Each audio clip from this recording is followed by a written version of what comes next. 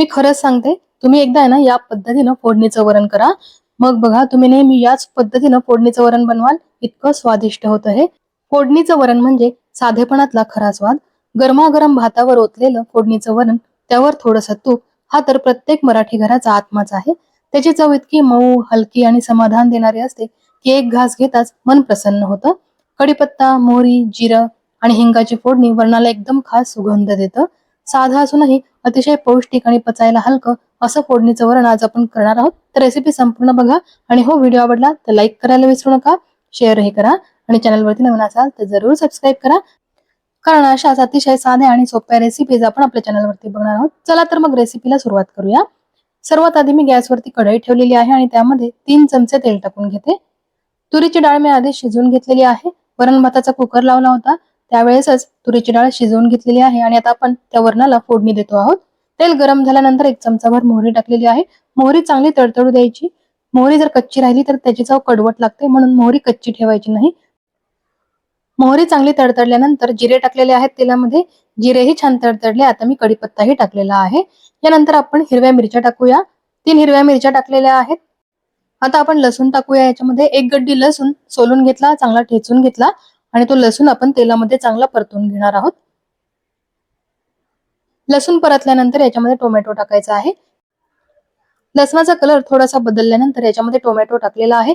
1 tomato मी बारीक चिरून घेतलेला आहे, तो टाकला आहे. टोमॅटो चांगला पिकलेला घ्यायचा, कारण फोडणीचं वरण करताना डाळ शिजवलेली असते आणि टोमॅटो जर आपण पिकलेला नाही वापरला तर तो टोमॅटो मोठा मोठा तसाच राहतो आणि वरण खाताना तो चांगला लागत नाही. म्हणून पिकलेला टोमॅटो घ्यायचा आणि तो चांगला मऊ होईपर्यंत परतून घ्यायचा.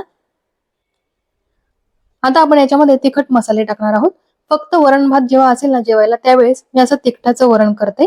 फोडणीचं वरण त्यामध्ये थोडंसं तिखट टाकायचं, म्हणजे भाजी करायची गरज पडत नाही. आता मी याच्यामध्ये चिमूटभर हळद टाकलेली आहे. लाल मिरची पावडरही टाकूया.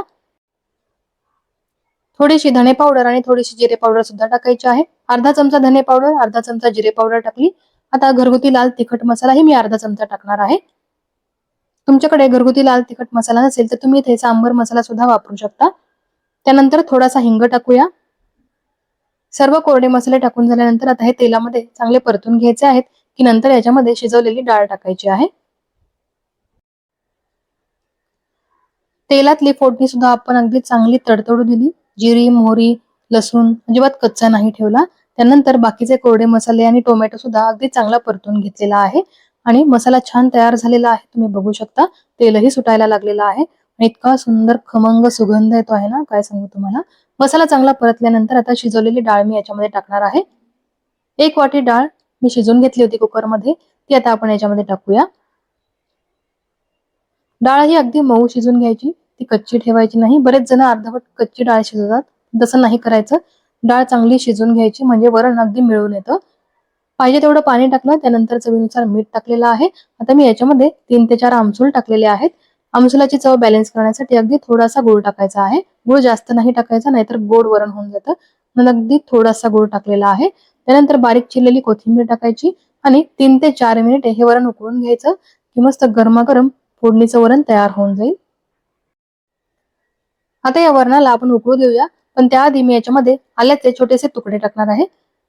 उभे उभे काप केले आहेत आल्याचे आणि त्याचे तुकडे मी याच्यामध्ये टाकलेले आहेत. याने ना ही डाळ पचायला एकदम हलकी होऊन जाते. 3च मिनिटे ही डाळ मी उकळून घेतलेली आहे. डाळ शिजवलेली असते, त्याच्यामुळे आपल्याला जास्त उकळायची गरज पडत नाही. अगदी छान मिळून येईपर्यंत डाळ उकळून घ्यायची आणि नंतर गॅस बंद केलेला आहे. आता आपण गरमागरम वरण हे भाताबरोबर सर्व्ह करूया. गरमागरम फोडणीचं वरण हे खाण्यासाठी तयार झालेलं आहे आणि कलर बघा किती सुंदर आलेला आहे आणि खूप चविष्ट होतं हे वरण. तुम्ही एकदा या पद्धतीनं नक्की करून बघा, तुम्हाला खूप आवडेल. प्रत्येकाच्या घरची पद्धत ही वेगवेगळी असते. वेगवेगळ्या घरी वेगवेगळ्या पद्धतीचं फोडणीचं वरण केलं जातं. मी ही वेगवेगळ्या पद्धतीचं फोडणीचं वरण करते. रोज रोज त्याच पद्धतीचं वरण खाण्यापेक्षा वेगळ्या वेगळ्या पद्धतीचं वरण करायचं अगदी चविष्ट होतं. वांग्याचं वरण, भोपळ्याचं वरण, शेवग्याचं वरण, अगदी वेगवेगळ्या पद्धतीचं वरण आपल्याला करता येतं. त्याचबरोबर पालकचं, मेथीचंही वरण अगदी चविष्ट होतं.